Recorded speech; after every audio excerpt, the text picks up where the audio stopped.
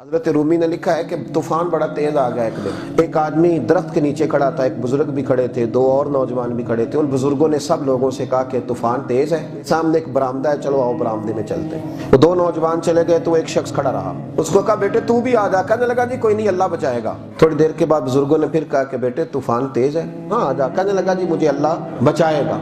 एक इतना बड़ा दरख्त का हिस्सा तना इतना मोटा ऊपर से जोर से गिरा और जब इसके पीछे लगा सर के तो धड़ाम से जमीन पे गिरा, सर फट गया, रूह परवाज कर।